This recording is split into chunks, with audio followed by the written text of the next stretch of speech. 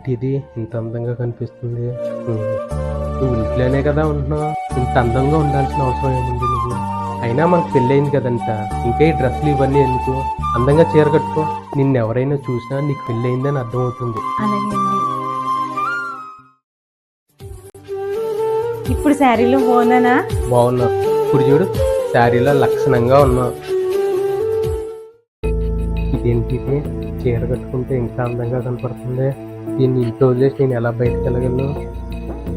అనిత, ఏంటి? గుడికి వెళ్దామా? వెళ్దామండి. నన్ను పెళ్ళైన దగ్గర నుంచి ఇప్పుడు వరకు ఒక్కసారి కూడా బయటకు తీసుకెళ్ళలేదండి. నేను ఒక కోరిక కోరుకున్నాను, నీకు గుండు చేపిస్తానని. అన్నీ మీరు చెప్పినట్టే కదా చేస్తున్నాను. ఇంకా ఎందుకండి నన్ను మళ్ళీ ఇలా అనుమానిస్తున్నారు?